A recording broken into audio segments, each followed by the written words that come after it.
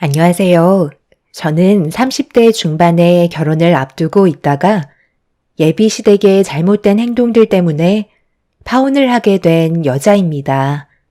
다음 달이 결혼식이었지만 이 사람들과 하루빨리 정리했다는 거에 감사할 뿐이네요. 저희 집안과 시댁 집안에 대해 대충 설명을 드리자면 예비 신랑은 일반 중소기업 회사원으로 일을 하고 있는 평범한 직장인입니다. 예비 시부모님께선 연금으로 생활을 하고 계셨죠. 그리고 예비 시동생은 생산직에서 일을 하면서 집안의 생활비를 보태고 있었어요. 저희 집안 같은 경우 부모님께선 식당에서 장사를 하고 계시며 저는 홍대에서 디저트 가게를 운영하고 있습니다.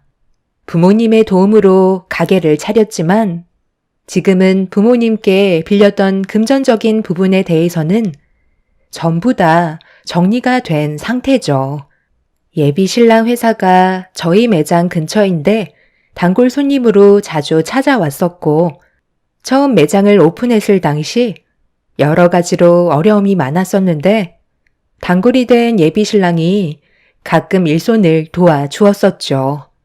그렇게 시작된 인연이 좋은 관계로 발전하게 되면서 저희는 연인 사이로 이어질 수 있었어요.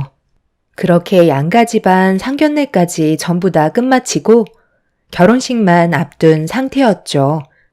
그런데 결혼식장에 아직 발도 들이지 않았는데 시댁 식구들은 도를 넘은 행동들을 반복적으로 보이고 있었습니다. 처음엔 그러려니 했지만 무슨 생각으로 이런 행동을 보이는지 이해를 할 수 없었죠. 아무리 시댁 집안의 식구가 된다 해도 적당히 하면 이해하겠지만 다들 하나같이 저희 디저트 매장을 망하게 하려는 것 같아 보였어요.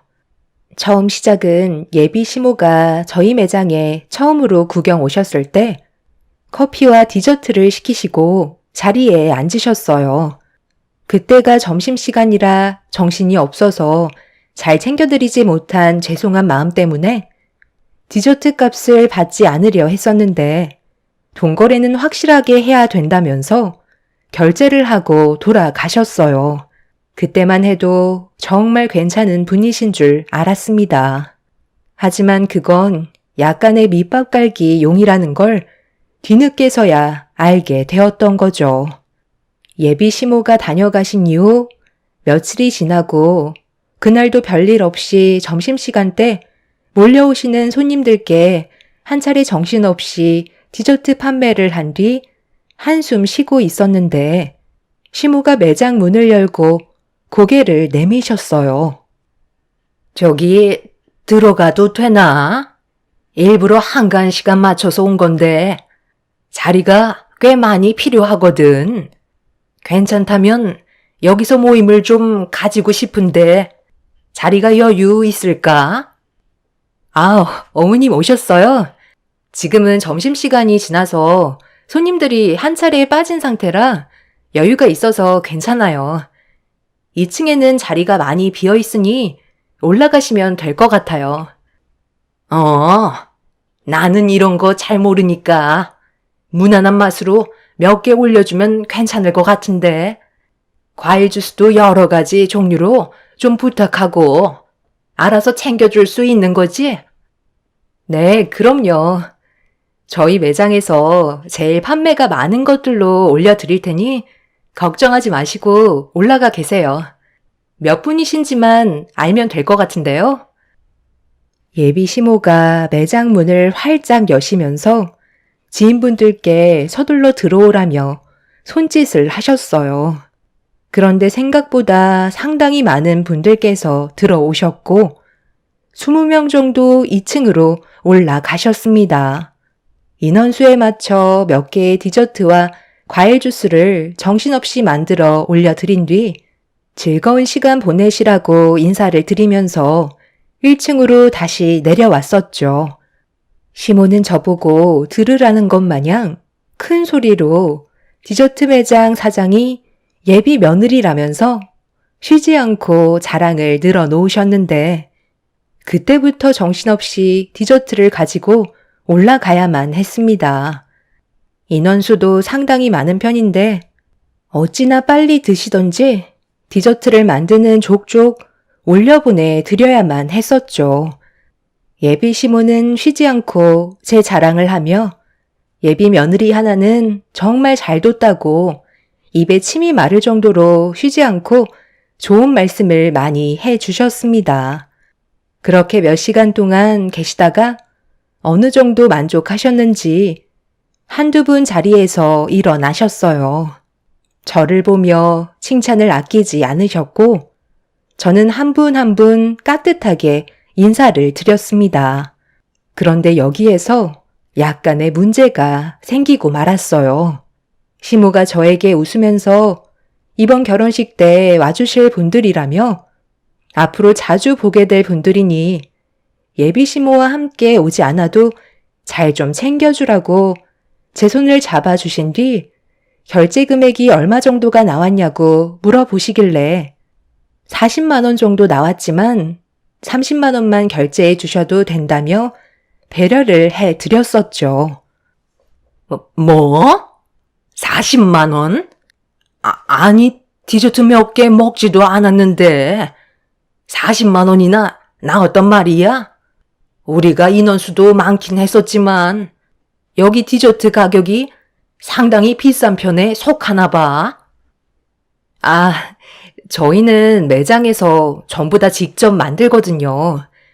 그리고 재료 또한 고가의 재료만 쓰다 보니 이것저것 따지고 보면 다른 디저트 매장들보다 많이 저렴한 편이에요.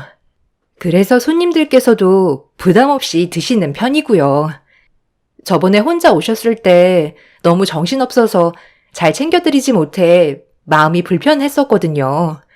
그래서 제가 서비스로 더 드린 것도 있으니까 30만 원만 결제해 주시면 될 것 같아요. 자주 놀러 오세요. 어머님, 갑자기 왜 그러세요? 무슨 문제라도 있으신 거예요? 표정이 안 좋으세요. 아니. 혹시 오늘 우리가 먹은 거 외상할 수 있나? 내가 깜빡하고 지갑을 안 가져왔네.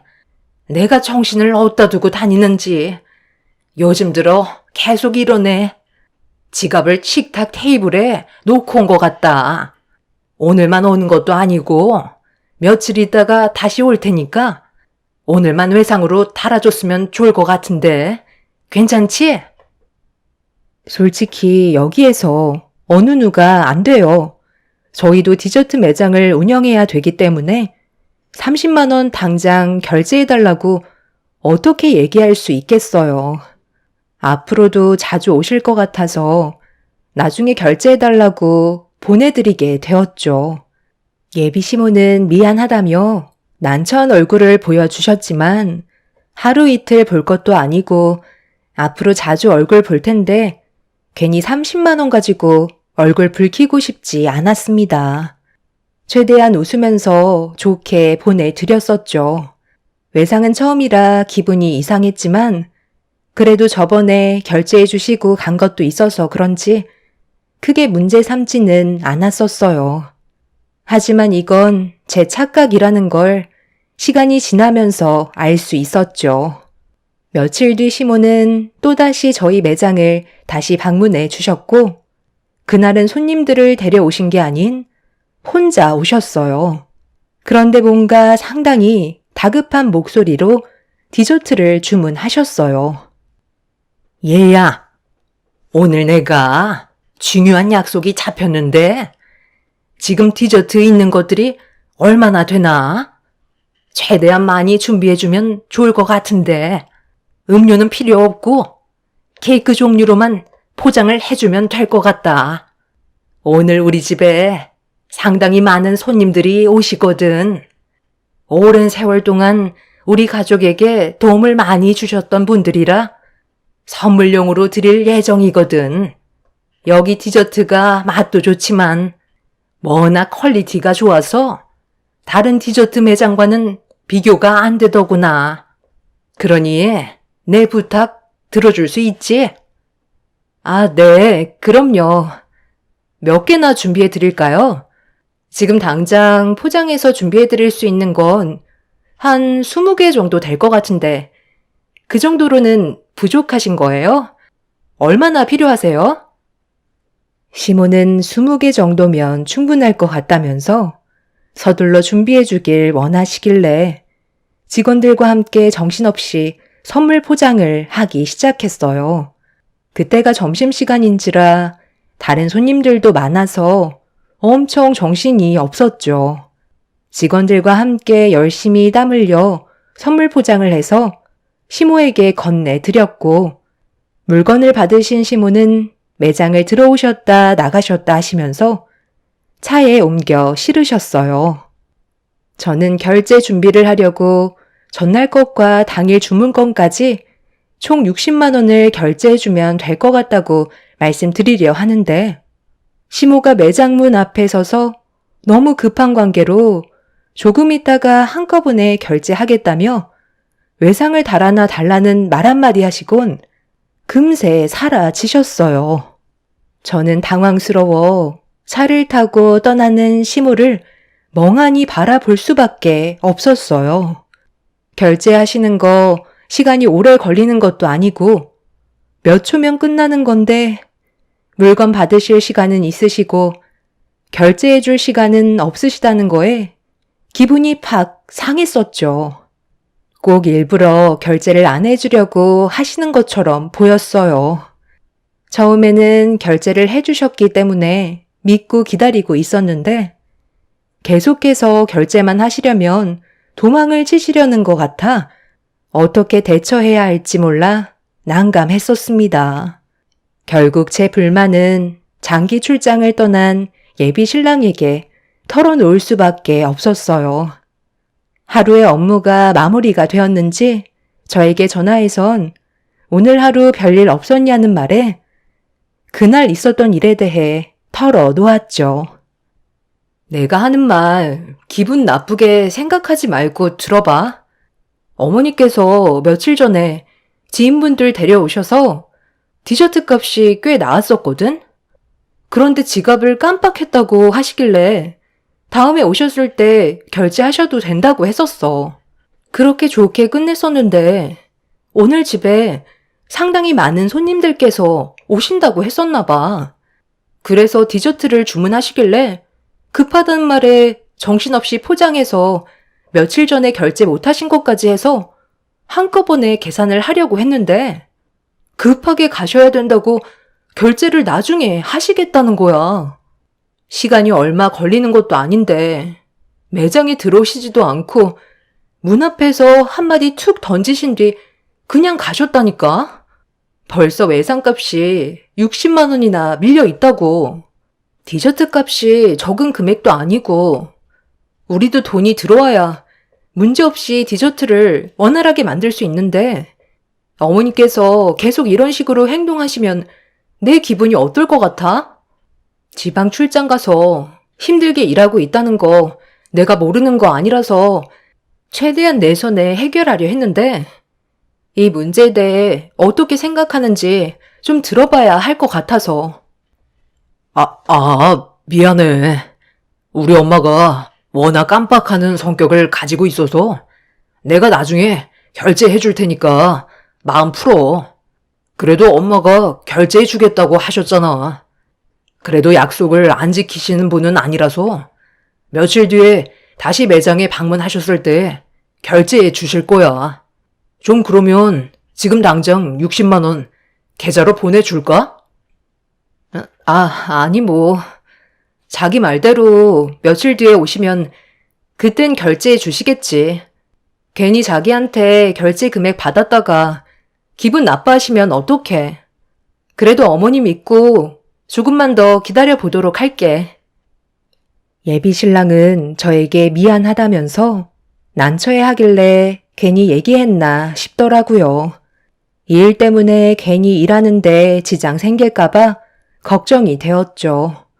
그래도 제가 가진 고민에 대해 털어놓으니 마음은 좀 나아졌지만 시모가 앞으로 어떤 반응을 나타낼지 그게 제일 궁금했었어요.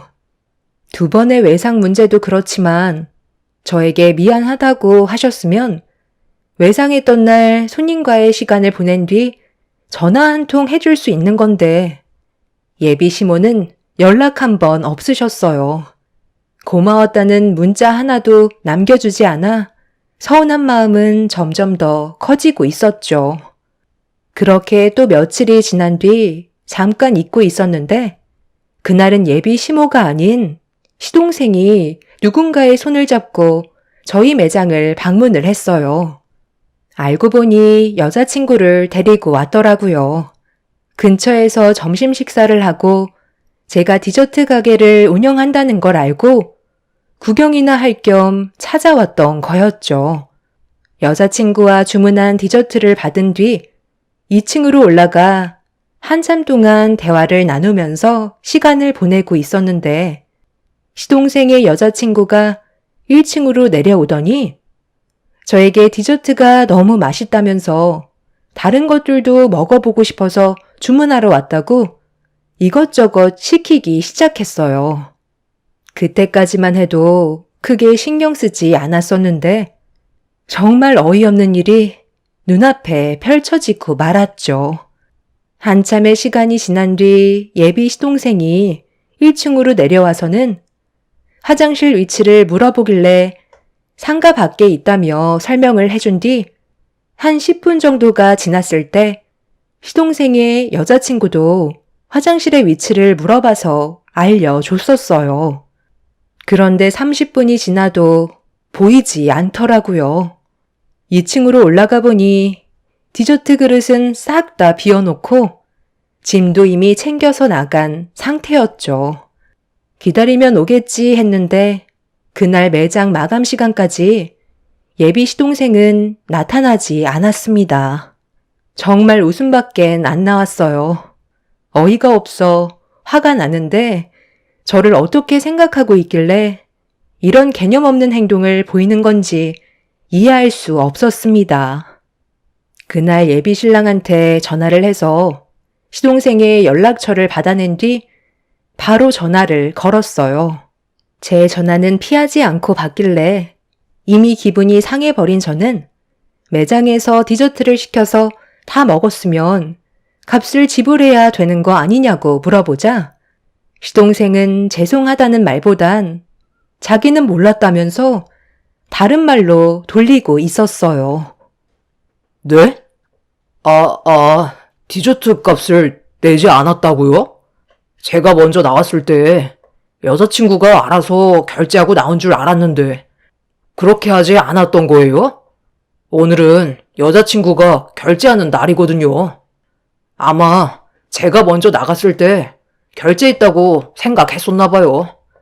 내일 그 근처로 데이트 약속 잡혀 있는데 그때 가서 오늘 먹었던 값에 대해 결제할게요. 살다 보니 이런 일도 다 있네요. 기분 나쁘게 생각하고 계셨던 건 아니시죠? 얼마 하지도 않는 걸로 전화까지 다 주실 줄은 몰랐거든요. 얼마 하지도 않는다고요? 아예 나가실 생각을 가지고 있었으면 여자친구가 결제를 했는지 안 했는지 먼저 물어봐야 하는 게 상식적으로 맞지 않을까요? 여기서 상식을 따지기에는 좀 억지스러운 것 같은데요? 이 정도 실수는 누구나 할 수 있는 거죠. 얼만데요? 내일 드리면 되잖아요. 이제 가족이 될 텐데 몇만 원 나온 거 가지고 엄청 짜게 구시네. 디저트 맛도 그냥 그렇던데 엄청 달기만 하고 방부제 맛만 나는 것 같던데요? 직접 만든다고 속여서 파는 거 아니에요? 지금 말 다 했어요?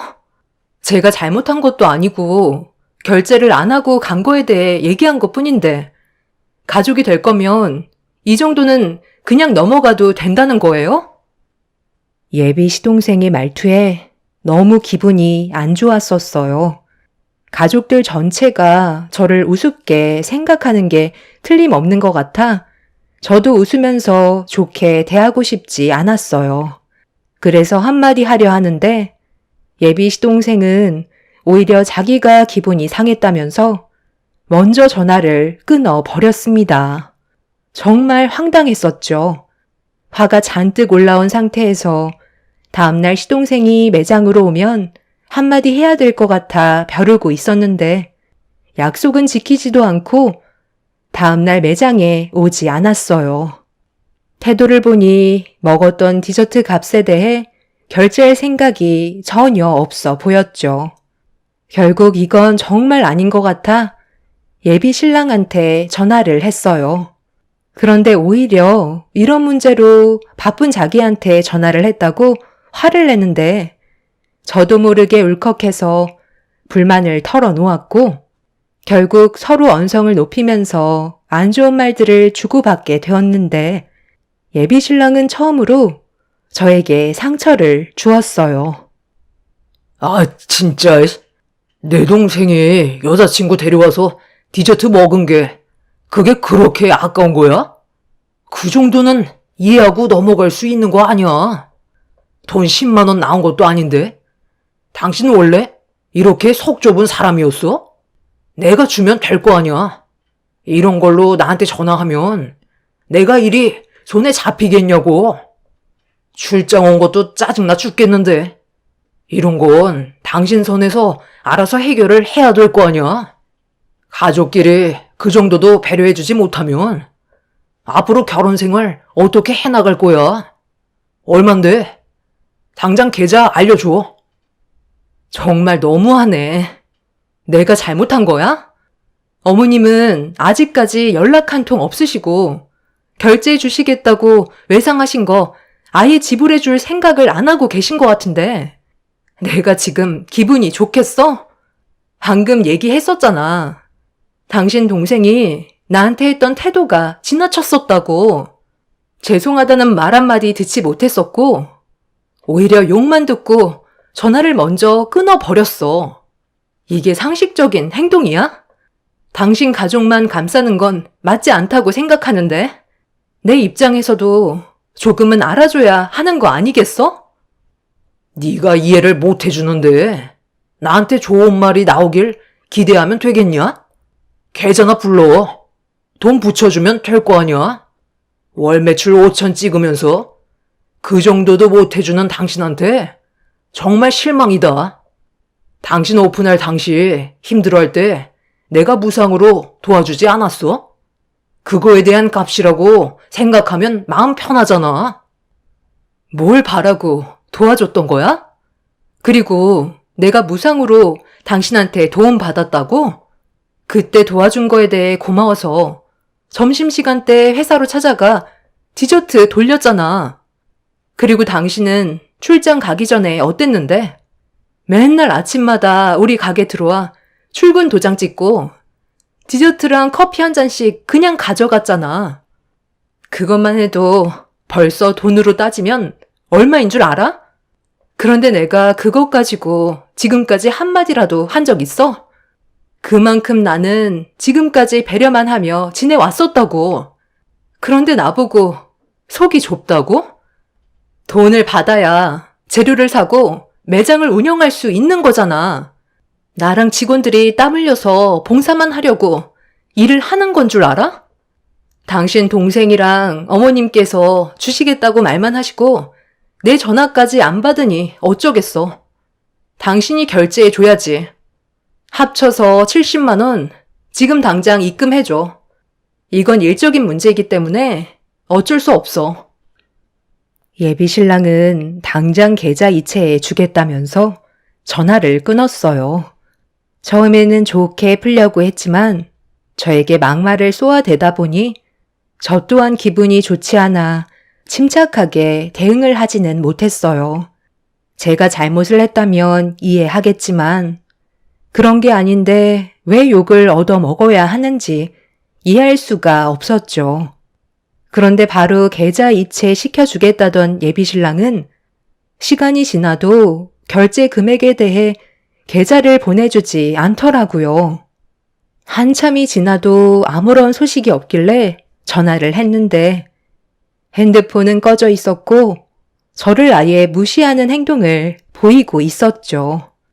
결국 그날 해결된 건 아무것도 없었고 다음날 기분이 별로 좋지 않은 상태에서 매장을 오픈하고 힘겹게 손님을 응대하며 하루를 보내고 있었는데 아예 연락도 없었던 예비 시모가 매장 문을 열고 들어오셨어요. 이미 기분이 상할 만큼 상해버린 터라 마음에서 우러나오는 인사가 아닌 억지로 예비 시모에게 인사를 드렸습니다. 제 눈치를 살피면서 저와 개인적으로 대화 좀 하자고 자리를 만들고 싶어 하길래 2층으로 올라가 구석진 자리에서 서로 마주보고 앉았어요. 표정 관리가 되지 않은 상태에서 예비 시모의 시선을 회피하고 있는데 저를 보며 입을 여셨어요. 내가 저번에 결제해준다고 했는데 깜빡했지 뭐야. 내 아들한테 전화가 왔었다. 그래서 오늘 외상값 치르려고 왔거든. 우리 작은 문제를 일으켰었다며? 아휴, 정말 미안하다. 내가 대신 사과할 테니 우리 좋게 풀면 안 되겠니? 여기 카드 줄 테니까 우리 작은 아들이 먹은 것까지 한꺼번에 해주면 될 거야. 내가 빨리 해결해 줬어야 했는데 어른으로서 면목이 없다. 기분 상했다면 풀고 다시 예전처럼 웃고 지낼 수 있었으면 하는데 그렇게 해줄 수 있지? 어머니, 저희는 가게 운영을 해야 되기 때문에 자금이 돌지 못하면 여러 가지로 문제점들이 많이 생겨요. 당연히 알아서 주시겠죠. 제가 그런 것 하나 못 믿겠어요. 그런데 제 입장도 생각을 해 주셔야죠. 앞으로 이런 일 없었으면 좋겠어요. 여러 가지로 상처를 많이 받았지만 어머니께서 진심으로 사과하셔서 좋게 넘어가도록 할게요. 결제하고 다시 올라올 테니까 여기 잠깐만 계세요. 커피 한 잔 하실 거죠? 2번 다시 이런 일은 일어나지 않길 바랄게요. 예비 시모가 건네준 카드를 건네받은 뒤 1층으로 내려가 결제를 했는데 어이없는 문구가 나오더라고요. 카드가 정지되었다는 내용이었고 재차 몇 번 해봤지만 예비 시모가 준 카드는 거래가 정지된 카드였습니다. 뭐 하나 제대로 풀리는 게 없어서 기분이 좋지 않은데 왜 이런 문제가 계속 생기는 건지 답답하기만 했었어요. 다시 2층으로 올라가 예비 시모한테 거래가 정지된 카드라고 하자 몰랐다는 듯 당황한 표정으로 다시 집에 다녀와야 할 것 같다면서 다른 카드와 착각한 것 같다며 기다려달라고 하길래 한숨을 쉬며 예비 시모를 다시 기다렸습니다. 그렇게 한참 동안 시간이 지난 후 예비 시동생이 나타났어요. 그런데 여기에서 엄청난 일이 터지고 말았습니다. 등치가 산만한 남자들이 옆에 여자 하나씩 끼고 들어왔는데 1층이랑 2층을 전부 한 자리씩 차지하고 앉았어요. 시동생은 저에게 가까이 다가오더니 저 때문에 형한테 한 소리 얻어먹었다며 매출을 올려주겠다고 자기 친구들을 전부 다 데려왔으니 그렇게 좋아하는 돈 많이 벌고 부자 되라며 본인이 쏘겠다고 친구들한테 큰소리치며 매장에 있던 디저트를 싹 다 먹어 치워 없애버렸습니다. 한 테이블당 음료는 기본으로 4잔씩 들어갔고 다른 손님들은 디저트가 순식간에 거덜나 없어져 버린 상태라 다시 돌아갈 수밖에 없었죠.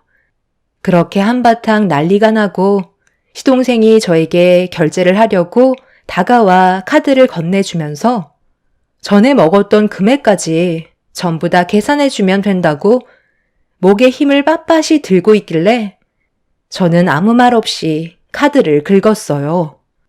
그런데 좀 전에 시모가 카드를 긁었을 때와 똑같이 거래가 정지되었다는 문구가 나타나 저도 모르게 짜증이 확 밀려왔습니다. 저는 시동생에게 거래가 정지된 카드라고 하자 당황하면서 그럴 리 없다고 다시 긁어보라고 했지만 역시나 똑같았어요. 그런데 카드가 어디서 많이 본 카드길래 자세히 확인을 해보니 좀 전에 시모가 들고 있던 카드와 같은 거였고 어디서 났냐고 물어보자 집에 있었다는 어이없는 말을 늘어놓았어요. 결국 화가 머리끝까지 올라와 버린 저는 당장 결제 금액을 계산해 주지 않는다면 경찰에 신고하겠다고 화를 냈어요. 그러자 주변 사람들은 웅성거리기 시작했고 시동생은 집에서 다시 카드를 가지고 오겠다고 매장에서 나가려고 하길래 그 자리에서 경찰에 신고를 하게 되었죠. 시동생은 왜 신고하냐고 난리를 쳤지만 그 사람들의 장난에 더 이상 놀아나고 싶지 않았어요. 가족이 될 사이인데 이 정도 가지고 경찰까지 부르냐고 화를 내면서 저에게 대들길래 저도 가만히 있지 않았죠. 시동생은 어딘가에 전화를 했고 잠시 뒤 경찰이 옴과 동시에 시모가 급하게 매장 문을 열고 들어왔어요. 저는 이미 이 결혼은 의미 없다는 걸 인지하고 있었고 예비 신랑한테 파혼하자는 문자 한 통을 남겼어요. 그런데 정말 웃긴 건 예비 신랑이 출장 갔다고 해놓고 시모가 매장에 들어온 뒤에 잠시 뒤 뒤따라 들어오더라고요. 참, 당신 출장 갔다고 하지 않았어? 당신이 어떻게 지금 여기에 있는 거야? 올라오려면 아직 며칠 더 남지 않았나? 나 이런 식으로는 결혼 못할 것 같아. 파혼하자. 당신 태도에 너무 화가 나서 잠깐 올라온 것 뿐이야. 가족끼리 이게 지금 뭐 하는 거야? 나는 그냥 당신과 대화 좀 하려고 온 것 뿐인데 경찰까지 부른 거야? 그거 얼마나 된다고? 일을 이 지경으로 만들어. 나랑 파혼하는 거 당신도 원하는 거 아니잖아. 이러지 말고 좋게 해결하면 되잖아. 제발 그만 좀 해. 뭘 그만해? 지금 당신 동생이 무슨 일을 저질렀는지 알아? 200만 원 가까이 디저트를 사 먹었다고. 사람들을 우르르 데리고 와선 시장판으로 만들어 놨었다고. 하루 종일 팔아야 될 걸 단 몇 시간 만에 동이 날 정도로 얼마나 많은 사람들이 몰려왔었는데.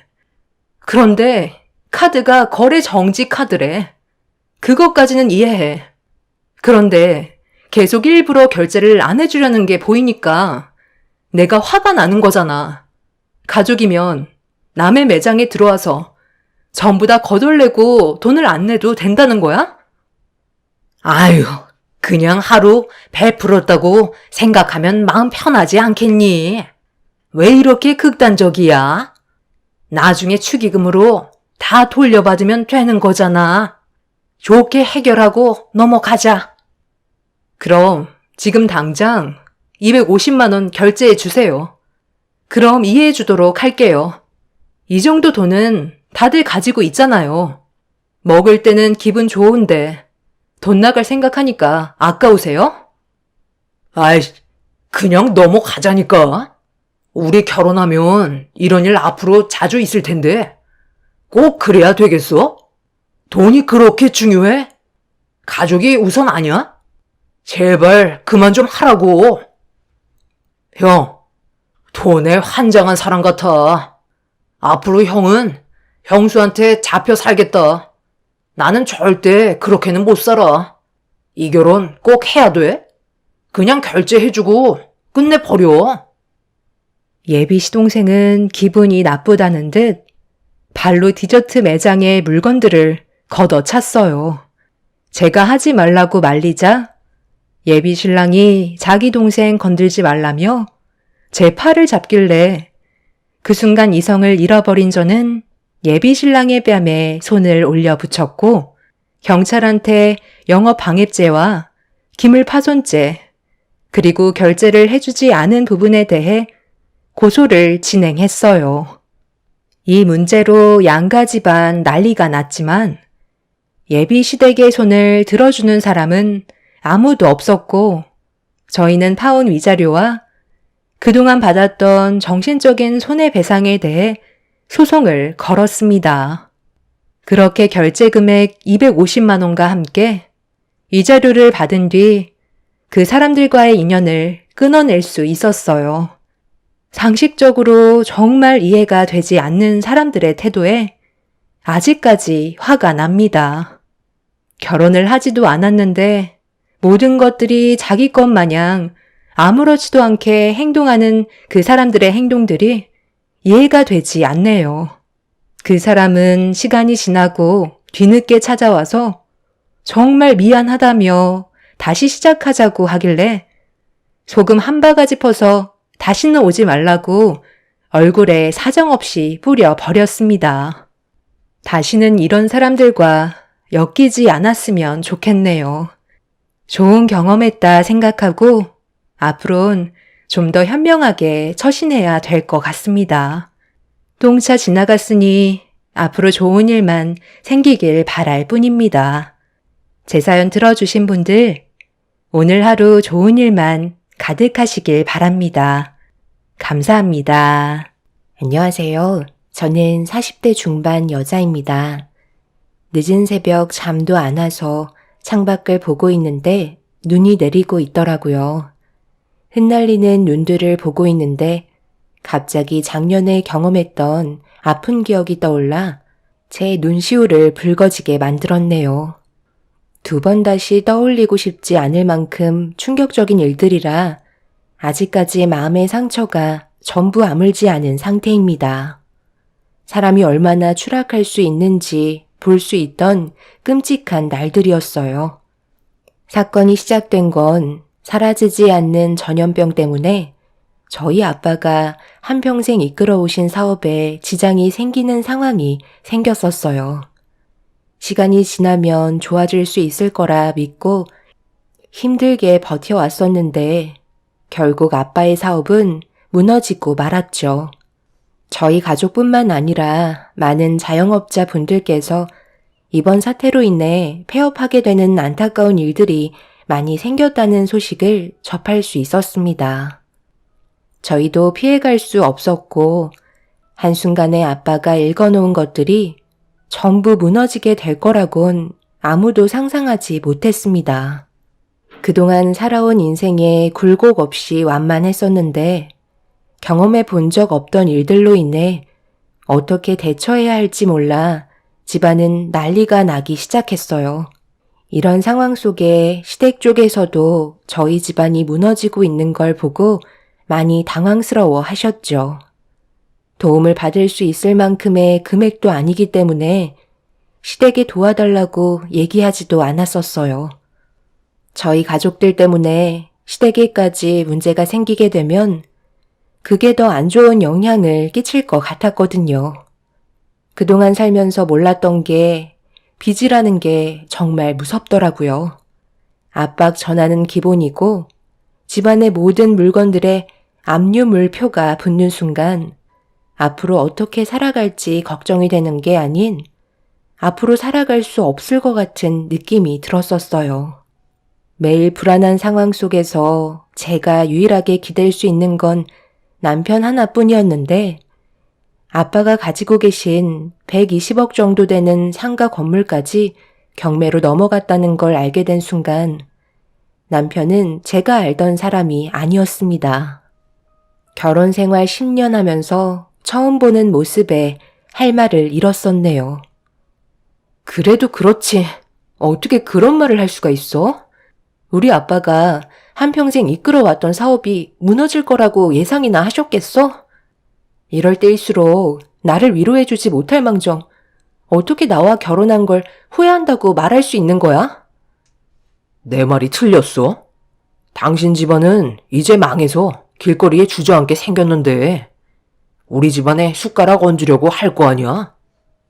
우리가 그래서 당신 집안에 숟가락 얹었어? 아무런 도움 받지도 않았는데 어떻게 그런 말을 할 수가 있어? 도와달라는 말 단 한 번도 꺼낸 적 없었는데 당신이 이러는 거 보면 우리가 도와달라고 할까봐 두려운 거지? 나랑 함께한 세월 10년간 당신을 봐오면서 오늘이 제일 낯설게 느껴지는 거 알아? 여태까지 나한테 사랑한다고 말했던 거 전부 다 거짓이었던 거야? 당신이 뭔가 상당히 착각하고 있는데 돈이 있어야 사랑도 있는 법이야. 내가 장난스럽게 몇 번 얘기한 적 있었지? 당신 집안에 재력이 좋아서 결혼한 것도 있었다고. 그 말을 정말 장난으로 받아들였던 건 아니지? 돈이 있어야 행복도 뒤따르는 법이야. 당신 집안 봐봐. 지금 남아있는 거 쥐뿔도 없어서 매일 불안에 떨며 살고 있잖아? 그런 모습을 내가 언제까지 지켜봐야 한다는 건데? 우리 부모님께서 회복하지 못할 것 같으면 결혼 생활 다시 생각해보라고 하셨어. 뭐라고? 시부모님께서 당신한테 이혼하라는 말을 꺼내셨단 말이야? 그동안 우리 집안이 당신한테 어떻게 했는지 뻔히 알면서 어떻게 그런 말을 아무렇지도 않게 하실 수 있는 건데? 나는 그 말을 받아줄 수 없으니까 다시는 입 밖으로 꺼내지 마. 우리 집안도 고민하지 않고 결정 내린 거 아니야. 결국 어쩔 수 없이 우리 집안에 손 벌릴 게 뻔한데 뭐하러 손해나는 짓을 하냐고. 나는 부모님 말대로 당신이랑 이혼할 테니까 정리해줬으면 좋겠어. 지금보다 삶이 좋아져야 하는데 거꾸로 가는 걸 누가 원하겠어? 괜히 이혼 안 해주고 고집 부렸다가 우리 부모님한테 괜한 상처받지 말고 조용히 갈라서도록 하자고. 그럼 우리 아들이 받는 상처는 어쩌고? 당신은 왜 혼자만 생각해? 아빠가 어떻게든 해결한다고 했으니까 좀 기다려보면 안 돼? 쥐구멍도 벼뜰 날이 있다잖아. 아빠가 어떻게든 회복시킬 거니까 극단적인 생각 안 해줬으면 좋겠어. 남편은 저희 집안이 무너지는 모습을 보고 더 이상 얻을 게 없다고 생각했었는지 저와의 관계를 그만 이어가려 하고 있었어요. 그때 당시 그 말을 들었을 때 너무 큰 배신감이 느껴졌었죠. 아빠는 그래도 남편이 사이라고 무언가 시도하려고 할 때 뒤에서 적극적으로 금전적인 도움을 주셨었는데 반대로 우리가 도움이 필요할 때는 손을 내밀어 주지 않았습니다. 이 문제를 해결하기 위해서는 직접적으로 시부모님을 뵈야 할 것 같았어요. 너무 극단적으로 생각하시는 건 문제가 있다 생각했었죠. 남편은 시부모님을 뵈도 달라질 게 없다며 괜히 시댁에 가서 안 좋은 말만 듣고 돌아오지 말고 그냥 서류에 도장 찍으라고 얘기했지만 힘들게 이끌어왔던 10년간의 가정을 깨고 싶지 않았습니다. 그래서 시부모님과 최대한 좋게 해결하려고 찾아가게 되었죠. 여기 와봤자 소용없다니까. 괜히 서로 힘 빼지 말고 그냥 내 아들과 조용하게 갈라서는 걸로 해라. 너희 집안 때문에 우리까지 지금 얼마나 피곤한지 아니? 너랑 입 아프게 얘기하고 싶은 생각 없으니까 그냥 돌아가라. 나는 내 아들 인생 망치는 꼴 보고 싶지 않다. 있을 때나 며느리 대우해줬지. 땡전 한 푼 없는데 굳이 며느리 떠받들 필요가 뭐가 있겠니? 어머님, 저는 아직까지 이혼을 생각해 본 적 단 한 번도 없었어요. 그리고 어려울 때일수록 서로 머리 맞대고 방법을 찾아주는 게 그게 가족 아닌가요? 단순히 돈 때문에 이러시는 건 너무 억지스러운 것 같아요.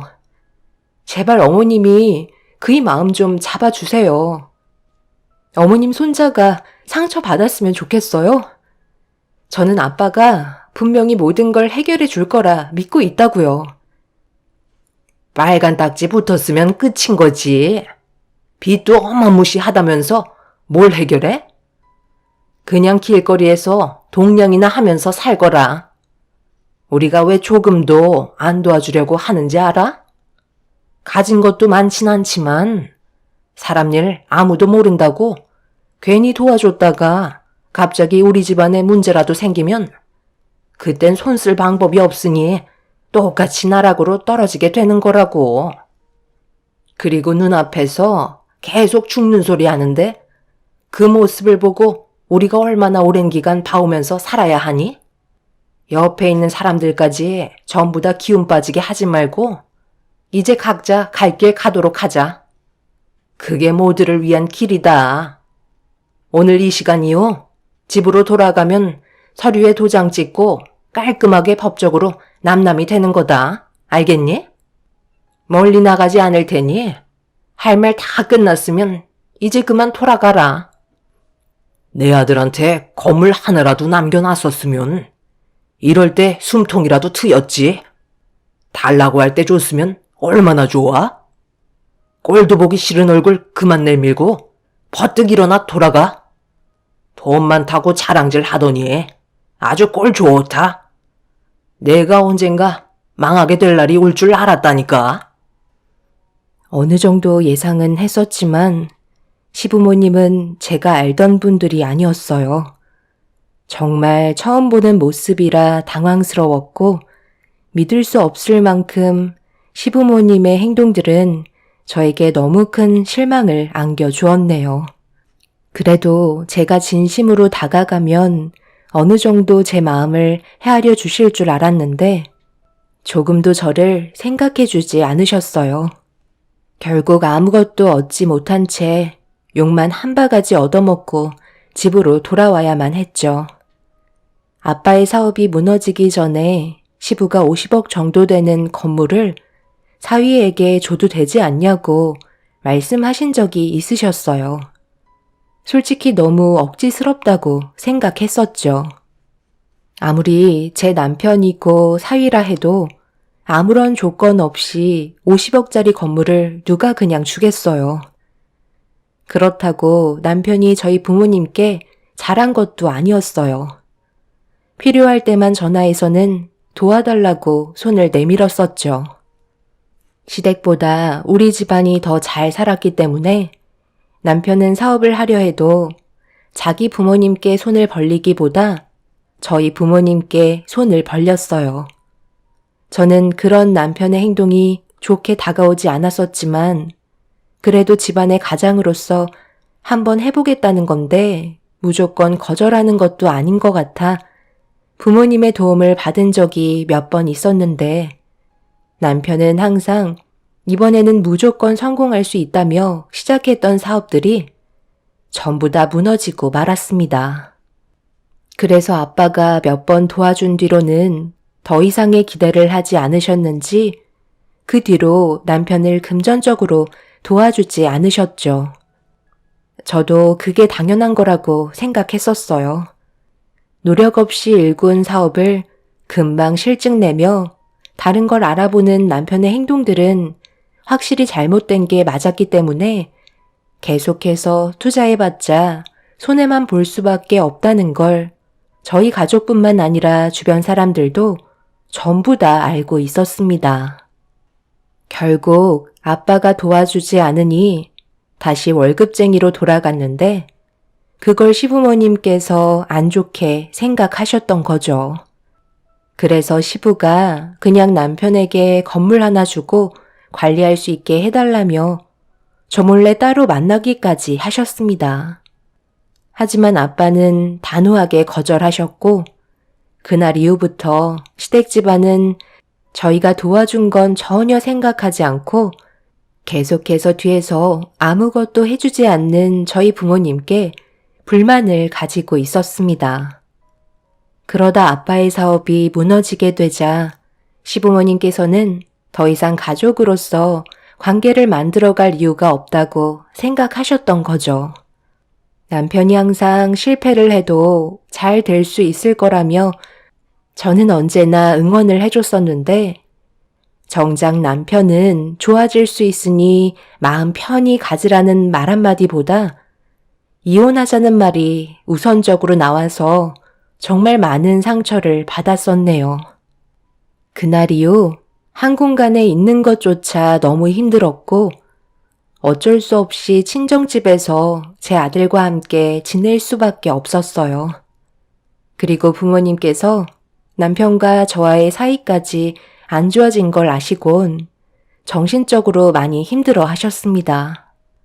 아빠는 남편의 행동에 많이 실망을 하셨지만 그래도 대화를 해보는 게 좋을 것 같다며 남편을 친정으로 불러들였고 그렇게 한자리에 모여 진지하게 대화를 이어나갔어요. 남편은 그동안 서운했던 게 많았는지 입에 모터를 단 것 마냥 아빠에게 불만을 쏟아내며 온갖 막말을 퍼부었습니다. 아빠가 능력이 있었을 때는 한 번도 찍소리 한 적 없었는데 더 이상 가진 게 없다는 이유 하나만으로 남편의 태도는 180도 달라진 상태로 얼굴을 붉히며 목소리를 높였죠. 그러니까 제가 건물 달라고 했을 때 주셨으면 어느 정도 숨은 돌릴 수 있었겠죠. 장인어른, 제 말이 틀렸나요? 내가 그동안 자네한테 얼마나 많이 도와줬었는지 벌써 까먹은 거야? 이것저것 해보고 싶다고 했을 때 나한테 항상 뭐라고 그랬어? 내 딸의 남편이자 집안의 가장으로서 성공하는 모습 보여주고 싶다며 도와달라고 했었잖아. 솔직히 나는 자네의 그릇을 알고 있음에도 내 딸을 위해서 믿고 지원해 줬었는데 내가 사업이 망하고 주저앉으니까 내 딸과 이혼하겠다고? 우리가 그동안 자네한테 했던 것들은 머릿속에서 지워버린 거야? 자네가 내 딸이랑 이혼한다고 달라질 게 뭐가 있을 것 같은데? 그래도 내 딸 옆에 붙어 있었으니까 사람 대접 받으면서 살았던 거야. 고마운 줄 모르고 이런 식으로 배신을 때려? 지금 해결할 수 있는 여러 가지 방법을 생각하고 있으니까 내 딸에게 그만 상처 주게.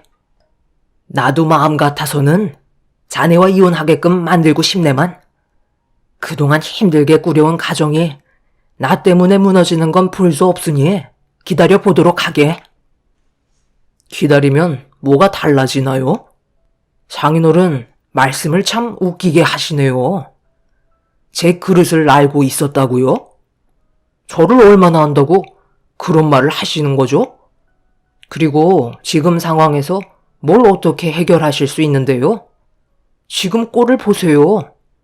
으리으리한 저택에서 떵떵거리며 사시다가 좁아터진 투룸 하나 겨우 얻어 한 가족이 모두 모여 붙어서 살고 있잖아요.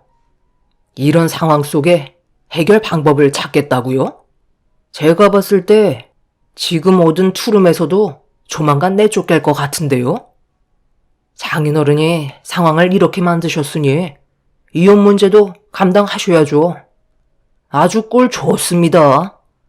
앞으로 계속해서 추락하셨으면 좋겠네요. 당신은 애 핑계 대지 말고 이제 그만 서류에 이혼 도장 찍지 그래. 쓸데없이 고집 부리다가 더한 꼴 보기 전에 좋은 말 할 때 갈라서자. 남편의 행동으로 저도 그렇고 저희 부모님도 충격을 많이 받으셨어요. 부모님이 많은 재산을 가지고 계셨을 때와 무너졌을 때 남편의 태도는 하늘과 땅 차이였습니다. 그렇게 한참 동안 서로 언성을 높이면서 대화를 주고받았지만 아무것도 해결하지 못한 채 남편은 집 밖으로 뛰쳐나가고 말았죠. 제 아들도 처음 보는 자기 아빠의 모습에 많이 놀란 듯 자지러지게 눈물을 흘렸지만 남편은 눈 하나 깜빡하지 않았습니다. 그렇게 폭풍이 휩쓸고 간 자리에 남겨진 저희는 지금의 상황을 견디기가 너무 힘이 들었어요. 아빠의 핸드폰은 쉬지 않고 빛 독촉 전화가 울렸고 그늘만 가득해진 얼굴을 보이던 아빠는 밖에서 누군가와 심각하게 전화통화를 붙잡고 계셨습니다. 그 사이 엄마는 저와 남편의 인연을 그만 정리하는 게 좋을 것 같다고 말씀하셨어요. 제가 더 큰 상처를 받게 될까봐 걱정을 많이 하셨습니다. 저 또한 더 이상 힘들게 이끌어온 가정을 붙들고 있기에는 힘들 것 같다는 판단이 서게 되었죠. 그래서 며칠 뒤 이혼 서류에 도장을 찍으려 집에 들어갔어요. 그런데 제가 현관문을 열고 발을 들이는 순간 제 얼굴에 이혼 서류로 뺨을 내려치더니 속빈 강정이라며 더 이상 질질 끌지 말라고 한 번 더 반대편 뺨을 올려 붙였습니다. 살면서 누군가에게 뺨을 허용한 적이 없었는데 남편이 제 뺨에 한 번도 아닌 2번이나 손을 댈 거라곤 전혀 몰랐었네요. 갑자기 일어난 돌발 상황이라 눈물이 왈칵 쏟아지고 말았는데 남편은 술을 얼마나 많이 마신 건지 제정신이 아니었습니다. 저도 참고 참았던 화가 터지게 되면서 바닥에 떨어져 있는 이혼 서류를 들어 남편의 양뺨에 사정없이 올려 붙였어요. 그리고 멱살을 잡아 강하게 밀치며 2번 다시 함께하지 않을 거라고 화를 내고 말았습니다. 처음 해본 부부싸움이었고 잔뜩 구겨진 이혼 서류에 도장을 찍게 되었죠. 그렇게 남편과는 법적으로 남남이 되면서 부부로서 함께했던 모든 것들을 정리해 나갔어요. 10년의 세월 동안 함께했던 터라 이것저것 해결해야 될 것들이 상당히 많았었죠. 숙려 기간 동안 남편과 연결되어 있던 고리를 전부 끊어내었고 그렇게 숙려 기간이 끝남과 동시에 모든 걸 완벽하게 처리하면서 2번 다시 만날 일은 만들지 않았어요. 함께했던 세월들이 한순간에 없던 일로 되어버리는 순간이었죠. 제 아들에게도 너무 큰 상처를 준 것 같아 미안했지만 가정의 불화를 보여주는 것보다 차라리 낫다고 판단했었어요. 그런데 숙려 기간이 끝난 지 며칠이 지나고 현실을 받아들이기 힘들어하는 아들을 조금이라도 위로해주고자 없는 형편에 고기라도 좀 먹이려고 외출을 했는데 아들 손을 잡고 시내를 걸어가던 도중 멀리에서 남편이 누군가와 건물 안으로 들어가는 걸 보게 되었어요. 빠른 걸음으로 건물 안으로 들어간 남편을 뒤쫓았는데 제 눈에 보인 모습은 충격적이게도 전 남편과 처음 보는 여자가 서로 웃으며 다정하게 대화를 주고받고 있었습니다. 저는 아들과 함께 하루하루 힘든 날들을 보내고 있는데 남편은 저와 연애했을 때 보여주었던 시선을 다른 여자에게 주고 있었죠. 그 모습을 보고 있는데 너무 화가 나 남편이 앉아있는 곳으로 제 아들과 함께 들어갔어요. 그리고 남편 앞에 떡하니 다가서니 저를 보자마자 화들짝 놀라며 마주보고 앉아있던 여자의 손을 급하게 놓더니 자리에서 벌떡 일어나며 저에게 뭐 하는 짓이냐고 소리를 질렀습니다. 저는 아무 말 하지 않고 테이블에 올려져 있던 물컵을 들어 얼굴을 향해 세차게 뿌린 뒤 난리를 치고 말았죠. 여자는 많이 당황한 듯 자리에서 급하게 도망쳤고 남편은 이혼한 마당에 남의 일을 방해한다고 아들이 보는 앞에서 제 멱살을 잡았어요. 그래도 양심은 있는지 얼굴에 손은 날리지 않았습니다. 저는 그 자리에서 2번 다시 아들 얼굴 볼 생각하지 말라며 10년의 세월 동안 함께했던 기억들을 전부 다 그 자리에 버린 뒤 뛰쳐나오게 되었죠. 한참 동안 앞만 보고 걷다가 결국 자리에 주저앉아 하염없이 눈물을 쏟아내고 말았어요. 숨을 쉴 수 없을 만큼 너무 가슴이 아파졌습니다. 남편은 저와 이혼하기를 기다렸다는 듯 숙려 기간이 끝나자마자 다른 여자를 만날 생각을 하고 있었다는 게 저는 너무 큰 충격으로 다가왔었어요. 그 전부터 다른 여자를 만나고 있었을지 모르지만 그동안 함께했던 날들을 아무것도 아닌 것 마냥 다른 여자에게 눈웃음 치는 남편이 너무 소름이 돋았었네요. 주저앉아 괴로워하고 있는 저를 위로해 주는 건 제 아들밖에 없었어요. 아들 입에서 아빠가 나쁘다며 2번 다시 보고 싶지 않다고 얘기하는데 10살밖에 안 된 아들에게 너무 큰 상처를 준 것 같아 미안하다는 말을 반복할 수밖에 없었습니다. 이런 상황들이 저를 더 독하게 만들었는지 할 수 있는 일들은 가리지 않고 일을 했어요. 엄마는 집안일을 하면서 제 아들을 돌봐주셨고 아빠와 저는 다시 일어나기 위해 밖에서 쉬지 않고 뛰어다녔습니다. 그렇게 몇 달의 시간이 지나는 동안 달라진 건 아무것도 없었지만 저희 가족은 서로 더욱더 끈끈해지면서 가족이 무엇인지 알 수 있었죠. 피를 나눈 가족 말고는 그 누구도 믿을 사람 없다는 걸 알게 돼서 그런지 저희 가족에는 더 두터워졌었네요. 잘 될 거라는 희망 하나로 열심히 살고 있는데 모두가 함께 모여 저녁 식사를 하던 어느 날 아빠의 핸드폰에 전화가 울렸고 아빠는 기다렸다는 듯 급하게 조용한 곳에서 전화를 받았어요.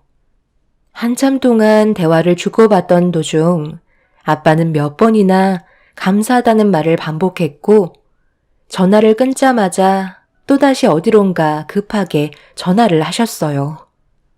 그렇게 한참 동안 바쁘게 움직이시던 아빠는 숨을 돌리시며 다시 자리로 돌아오셨고 다시 일어날 수 있는 길이 열렸다며 기뻐하시더니 눈물을 쏟아내셨습니다. 아빠가 운영하시던 사업의 아이템을 해외로 수출하기 위해 그동안 흩어져 있던 직원들과 여러 방법을 동원해 거래처를 알아보게 되었고 발품을 팔며 노력한 결과 아빠와 계약을 하겠다던 해외 업체가 생기면서 계약금을 받을 수 있게 되었습니다. 그동안 많은 고생을 하셨던 아빠의 얼굴은 밝아지셨고 그렇게 무너졌던 것들을 다시 일으켜 세울 수 있었어요. 비록 전부 다 회복이 된 건 아니었지만 빚을 갚을 수 있었고 정상적인 생활이 가능하다는 거에 감사할 뿐이었어요. 그리고 경매로 넘어갔던 상가 건물도 다시 되돌려 놓을 수 있게 되었죠.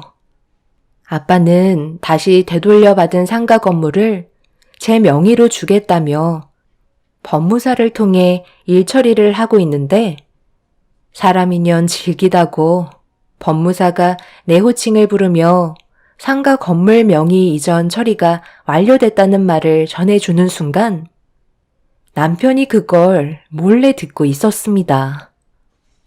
뭐가 어떻게 된 거야? 지나가다가 당신이 차에서 내리길래 이상해서 쫓아와 봤는데 상가 건물 명의 이전이 당신으로 변경이 됐다고? 장인어른 사업이 망했는데 당신이 꽤 비싼 차를 가지고 있어서 뭔가 느낌이 안 좋아서 뒤따라와 봤는데 설마 장인어른이 다시 사업을 일으켜 세우신 거야? 엄청나게 많은 빚에 주저앉았었는데 이렇게 되면 말이 달라지잖아. 뭐가 달라지는데? 당신이랑 나랑 이혼한 지 벌써 1년이 넘었어. 우린 완벽하게 남남이라고. 그동안 우리 아빠가 얼마나 힘들었는지 알아? 그 노력을 생각하면 아직까지도 나는 눈물이 흐를 정도야. 당신이 나한테 그런 식으로 행동하고 나서 아빠는 이를 악물고 무너진 사업을 다시 일으켜 세우기 위해 잠 한숨 안 주무시면서 뛰어다녔어. 그리고 다시 한번 기회가 생긴 거였고. 그런데 당신은 우리 집안을 어떻게 생각했어? 더 이상 일어날 수 없다고 판단하면서 가족이었을 때 남보다 더 못한 사람 취급하며 온갖 상처되는 말로 우리에게 아픔을 줬잖아. 나한테 다시 시작하자거나 쓸데없는 말 꺼내지도 마. 듣기 싫으니까. 내가 알았으면 그렇게 나왔겠어? 누가 봐도 장인어른이 사업이 무너진 건 회복할 수 없는 거였다고. 당신이 서운했던 건 나도 잘 알지. 그런데 우리 입장도 생각해줘야 하지 않겠소? 나도 얼마나 힘들었으면 그랬겠소? 우리 아들은 나 안 찾나? 그래도 아빠 보고 싶을 텐데 얼굴 한번 봐야 하지 않을까? 1년 동안 안 봤으니 얼마나 보고 싶겠어. 말 나온 김에 오늘 보면 되겠네. 그리고 내가 그동안 이혼하고 살아보니 당신의 소중함을 알겠더라고. 그래서 안 그래도 다시 시작하자고 연락하려고 했었어. 장인어른이 다시 사업이 잘 돼서 이런 말을 하는 게 아니라 당신이 혼자 고생하고 힘들어 할까봐 부모님께도 다시 시작하고 싶다고 몇 번이나 얘기했었다니까. 그때는 잘 몰랐는데 떨어져 살다 보니 당신의 소중함을 알겠더라고. 남편의 말에 너무 어이가 없었어요. 1년간 연락 한 번 없었고 자기 아들이 어떻게 살아가고 있는지 전화 한 통 한 적 없었으면서 아빠의 사업이 다시 잘 되기 시작했다는 걸 뒤에서 몰래 듣고 접근하려는 모습이 정말 끔찍할 정도로 싫었습니다. 저는 더 이상 대화 나눌 가치도 없을 것 같아 뒤돌아 건물 밖으로 나왔는데 남편 얼굴이 백지장처럼 하얗게 질려서는 저와 다시 시작하려고 뒤쫓아오며 온갖 달달한 말들로 제 마음을 다시 돌려놓으려 노력하고 있었네요. 결국 저희 집안 소식이 시부모님 귀에까지 다시 들어갔고 그 집안 식구들은 거머리처럼 들러붙어 기생하려고 또다시 접근하고 있습니다. 찾아오지 말라고 얘기해도 철판 깔며 자신들이 100번 잘못했다고 제 아들을 들먹이면서 아빠 없는 아이 만들 거냐는 어이없는 말을 늘어놓고 있네요. 차라리 없는 게 아이의 앞날에 도움이 될 거라고 단호하게 차단했지만 끝까지 들러붙으려 하고 있습니다. 2번 다시 그 사람들과 마주치고 싶지 않고 저희 가족의 사업이 보란듯이 더 잘 돼서 땅을 치며 후회하게 만들고 싶네요. 어려운 경기 속에 지금도 아빠는 또다시 주저앉게 될까봐 발품을 팔면서 뛰어다니고 계십니다. 저 또한 아빠가 하시는 사업에 최선을 다해 도와드리고 있는 중이에요. 그 사람들이 차라리 없는 지금이 저희 가족은 너무나도 행복합니다. 앞으로도 지금의 삶이 무너지지 않았으면 좋겠어요. 한번 뼈아픈 기억을 경험했기 때문에 2번의 실수는 만들고 싶지 않네요. 최근에 전 남편과 시부모가 저희가 사업이 잘 되니 자기들도 많은 돈을 벌고 싶었는지 저는 잘 알지 못하지만 코인이라는 거에 투자를 했다가 무너졌다는 소식을 들었습니다. 아마 제 아들을 이용해 저희 가족에게 더 끈질기게 붙을 것 같아 문제가 커지면 경찰에 신고하려고 생각하고 있습니다. 그 사람들이 길바닥에 주저앉는 날이 멀지 않은 것 같네요. 그날이 하루빨리 왔으면 좋겠습니다. 제 사연 들어주신 분들, 현재 각자 말 못할 힘든 일들을 겪고 계신 분들이 분명 있으실 텐데요. 하시는 일이 잘 되실 수 있게 응원 드리겠습니다. 오늘 하루도 힘내시길 바라며 제 사연을 여기에서 마무리하겠습니다. 감사합니다. 안녕하세요. 저는 50대 후반에 접어든 한 집안의 장녀입니다. 제가 지금까지 살면서 항상 바라왔던 건 우리 가족의 행복이었습니다. 그거 하나 바라보고 앞만 보며 달려왔었죠. 그런데 생각지도 못한 복병이 저희 가족을 한순간에 무너뜨리게 되는 사건이 있었네요. 두 눈 뜨고 그냥 넘어가기에는 도가 지나친 것 같아 큰 결단을 내리게 되었습니다. 저에게는 어렸을 적부터 제 품에서 자라온 조카가 있어요. 막내 동생 내외가 예전에 교통사고로 둘 다 그 자리에서 세상을 떠나게 되면서 제가 조카를 키우게 됐었죠.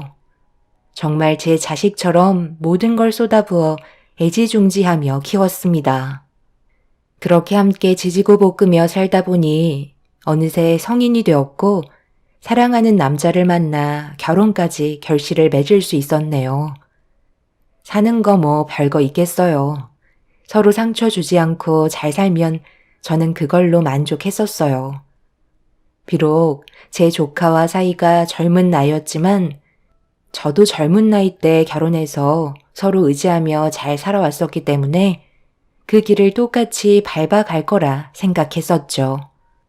그런데 조카가 결혼 생활한 지 3년 차가 되었을 때 제 눈이 의심될 정도로 충격적인 광경을 목격하게 되면서 사건이 시작되었어요. 조카 사위인 김서방이 결혼을 했음에도 정신나간 행동을 저지르고 있었고 그걸 본 저는 뒤를 바짝 쫓아갈 수밖에 없었어요. 정말 받아들이고 싶지 않았기 때문에 제 두 눈으로 보고도 믿기지가 않았죠. 하지만 믿고 싶지 않았던 장면은 모든 걸 확실하게 만들면서 제 가슴은 철렁 내려앉고 말았습니다. 선글라스를 착용하고 있던 저는 김서방의 뒤를 따라 음식점으로 따라 들어갔어요.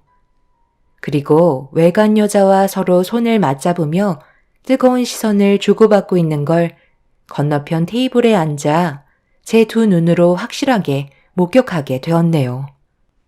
핸드폰으로 조카 사이와 외간 여자의 모습을 전부 다 촬영하게 되었고 주고받는 대화까지 전부 제 귀로 듣고 있는데 너무 충격적인 대화라 물컵을 쥐고 있던 손까지 떨리고 있었습니다.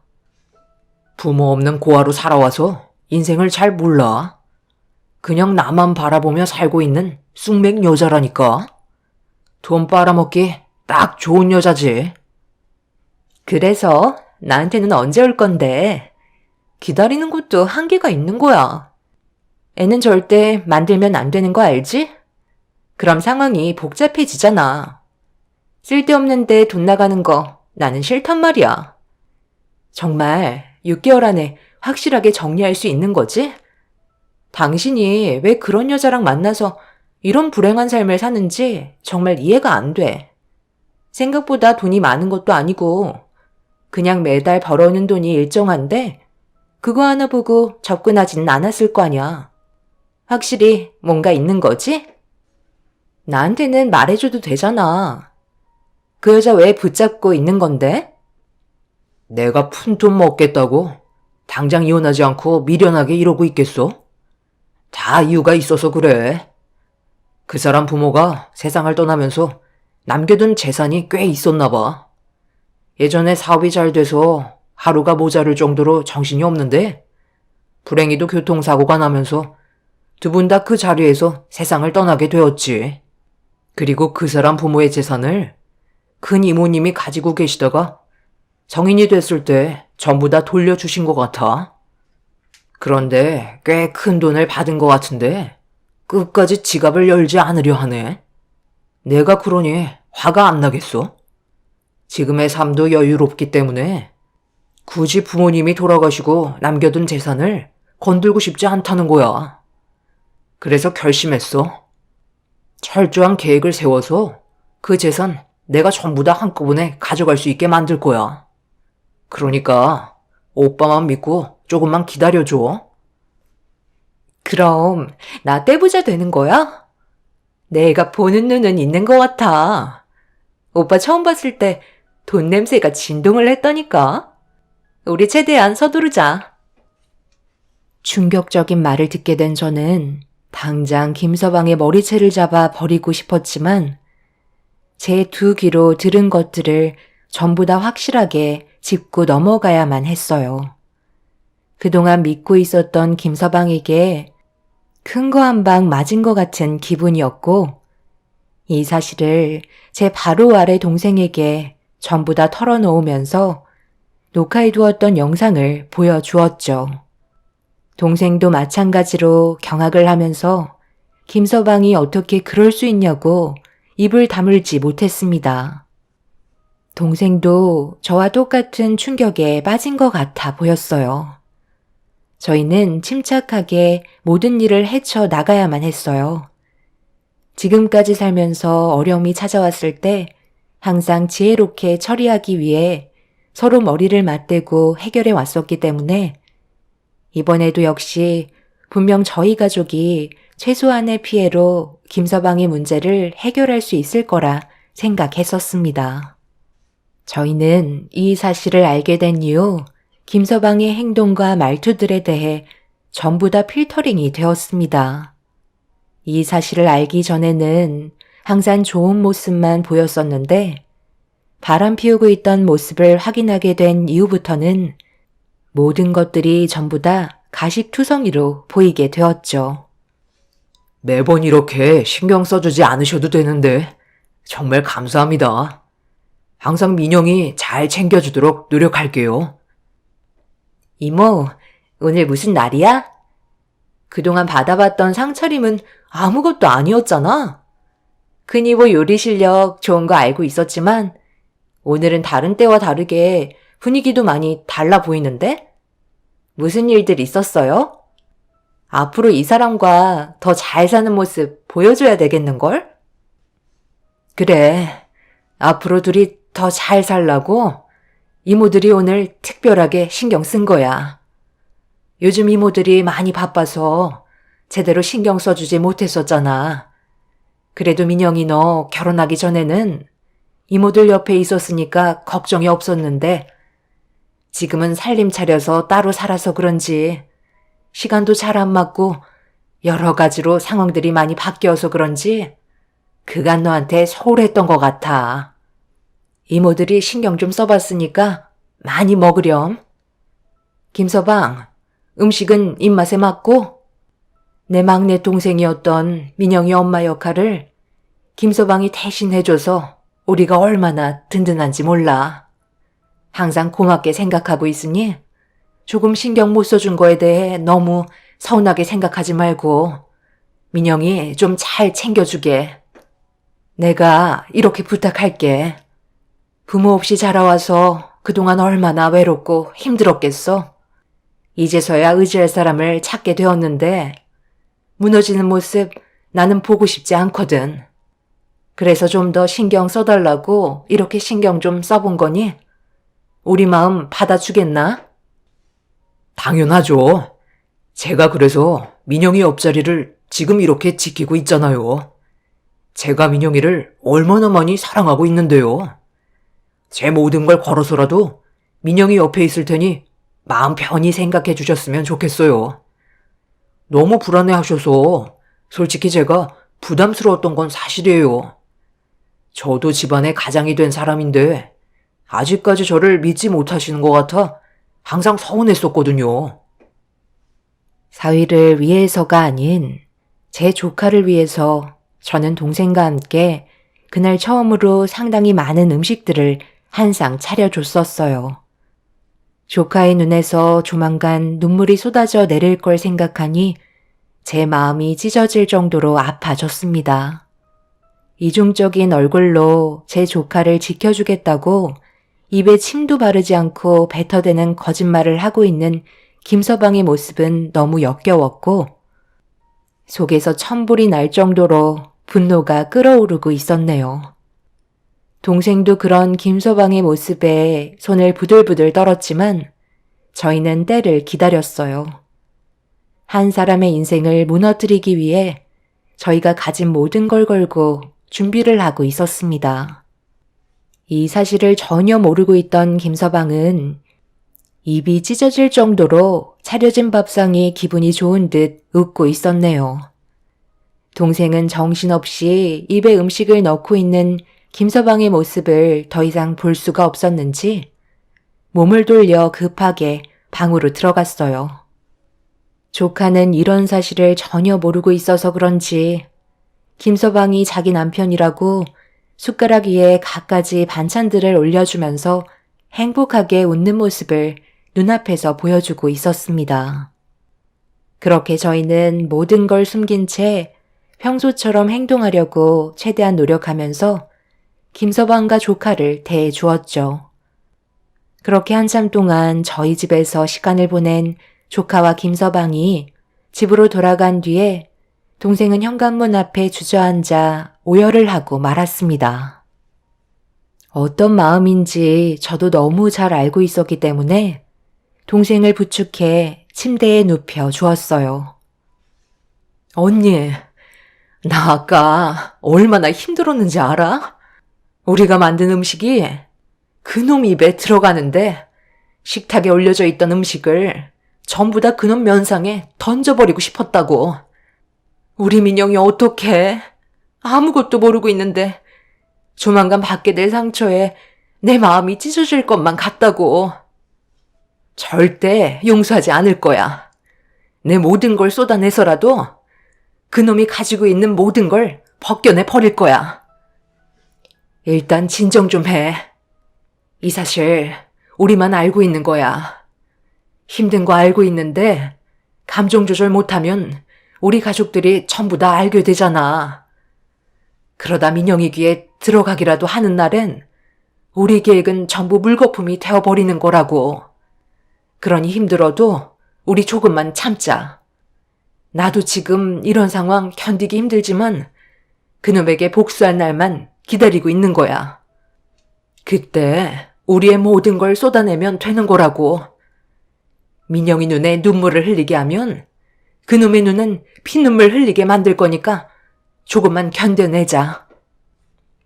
동생은 한참 동안 눈물을 쏟아낸 뒤에야 집으로 돌아갔어요. 그날 이후 저희는 조카 사이의 모든 행동들을 전부 하나도 빠짐없이 보고받고 있었습니다. 금전적인 지출이 상당했었지만 저희에겐 그게 중요한 게 아니었어요.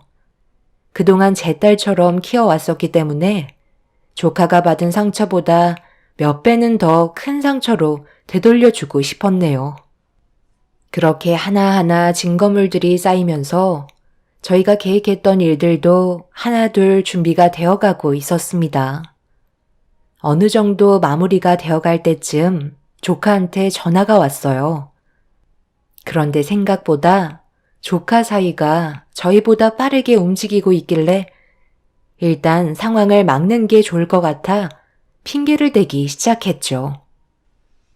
이모, 나 이번 주말에 그이랑 함께 동해바다 보고 오기로 했거든? 이왕 간 김에 이모 필요한 거 있으면 돌아오는 길에 사오면 좋을 것 같은데? 뭐 필요한 거 있어? 작은 이모는 필요한 게 없다고 하던데 그래도 뭐 좀 사오는 게 좋을 것 같아서. 민영아, 이번 여행 꼭 가야겠어? 지금 작은 이모가 상황이 별로 좋지 않아. 나중에 시간 될 때 다시 가면 좋을 것 같은데? 작은 이모한테 무슨 일 생기기라도 한 거야? 저번에 식사 초대 받았을 때 작은 이모 표정도 안 좋아 보이던데 내가 괜히 오버하는 것 같아서 기분 좋은 날 분위기 망치기 싫어서 아무 말도 하지 않고 있었거든. 작은 이모한테 무슨 일 있는 거지? 그게 너희 작은 이모가 몸에 문제가 생겼어. 암이래. 그것도 췌장암. 그래서 최근에 병원에 다녀왔는데 의사가 서둘러 항암 치료받길 권하고 있어. 너한테 이런 말 해주기가 상당히 껄끄러웠고 작은 이모도 너한테 말하지 말라고 걱정시키고 싶지 않다고 나한테 부탁하길래 그동안 말을 안 하고 있었거든. 췌장암이라는 게 암 중에서도 고치기 힘든 병인가 봐. 그래서 거의 가망이 없는 것 같더라고. 병원에 입원을 하지 않겠다고 고집을 부리길래 그것 때문에 지금 분위기가 좋지 않아. 지금 이런 상황을 너한테는 비밀로 하라고 작은 이모가 부탁했지만 입원하지 않겠다는데 어쩌겠어. 너한테 얘기해서라도 입원하는데 설득시켜야지. 그러니 이번에 여행 가는 건 일단 미루는 게 좋을 것 같아.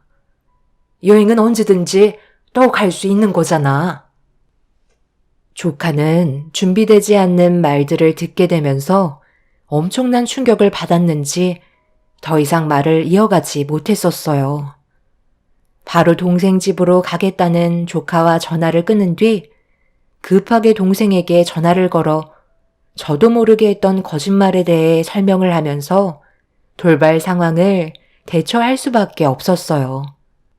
동생은 갑자기 자기가 췌장암 판정을 받은 환자로 연기를 해야 해서 당황스러워했지만 조카가 여행을 떠나지 않게 할 수 있는 방법은 이게 최선이었습니다.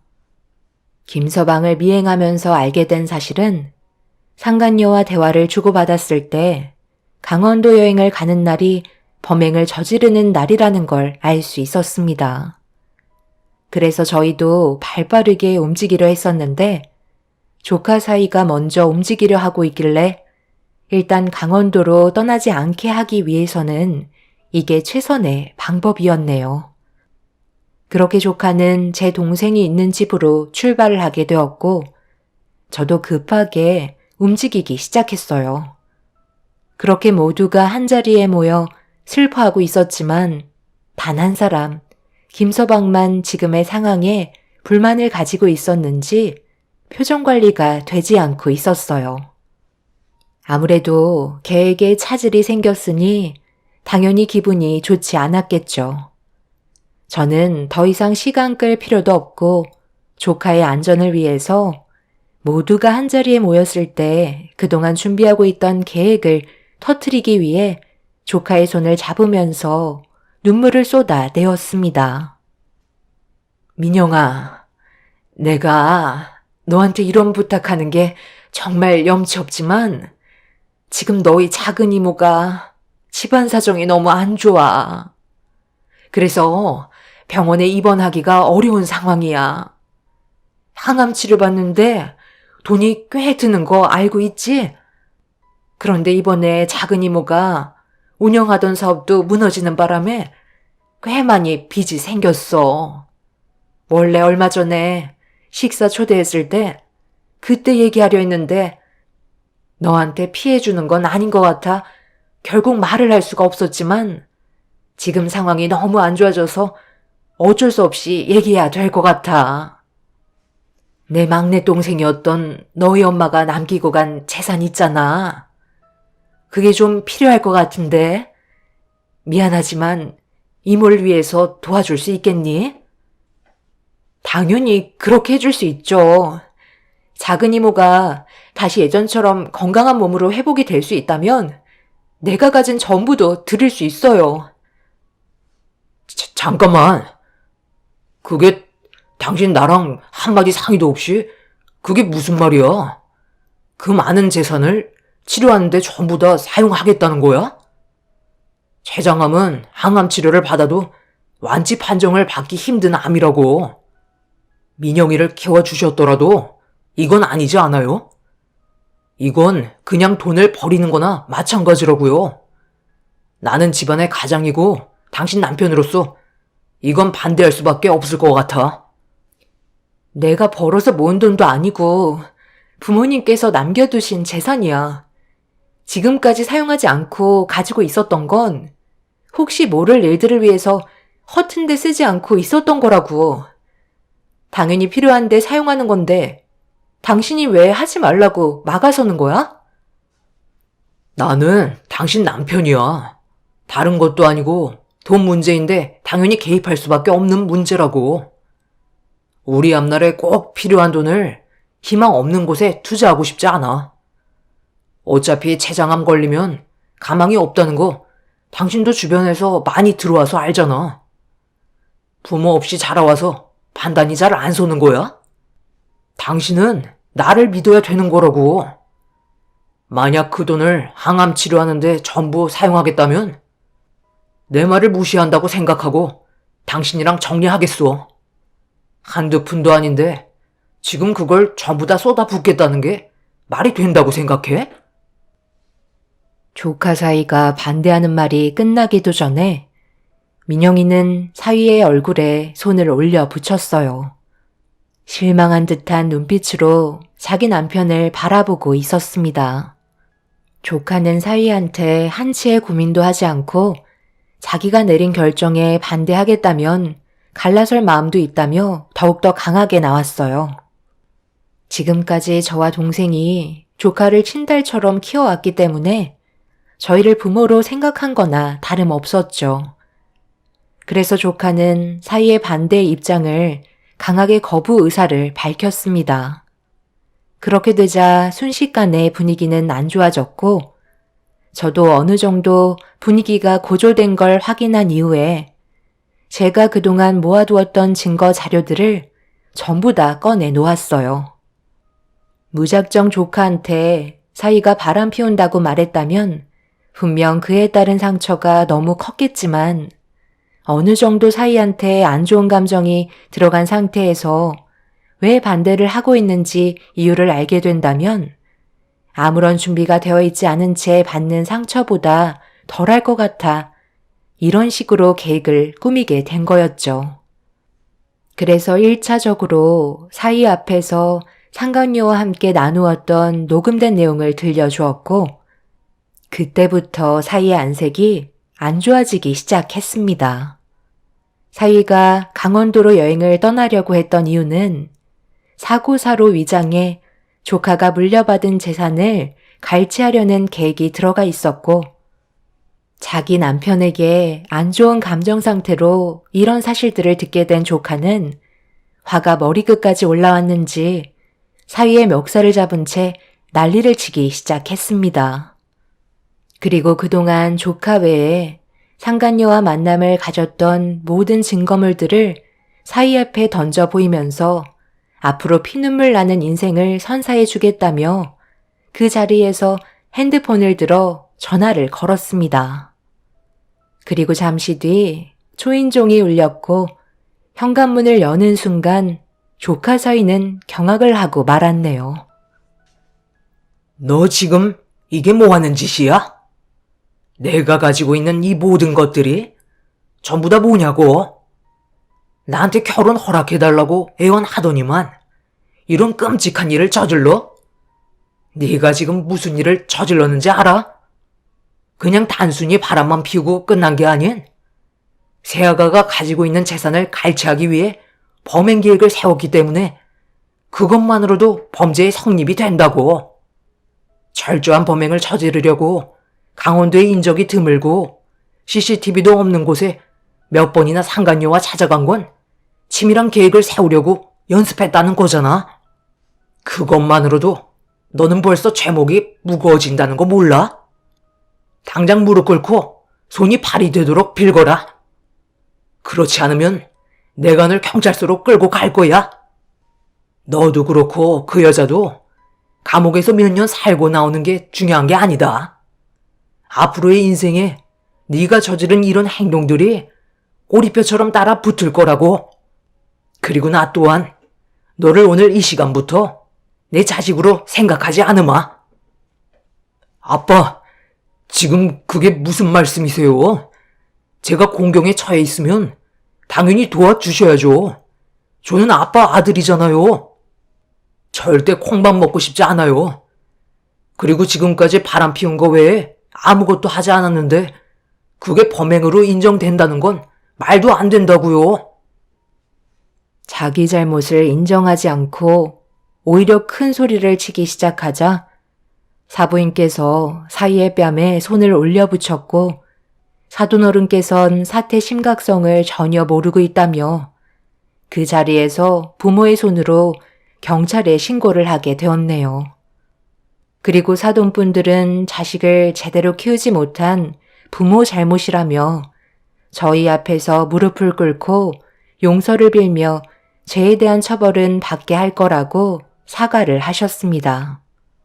그렇게 경찰을 기다리고 있을 때 사위한테 전화 한 통이 왔어요. 전화를 받지 않으려 했지만 계속해서 울리는 전화에 어쩔 수 없이 전화 통화를 하게 된 순간 사위는 얼굴빛이 하얗게 질려버렸고 그 자리에서 털썩 주저앉고 말았습니다. 저희는 사위가 다니고 있는 회사의 대표에게 그동안 사위가 저지른 행동들에 대한 증거물 전부를 퀵으로 보내줬었고 그걸 전달받은 대표가 충격을 받았는지 그 자리에서 해고를 통보했습니다.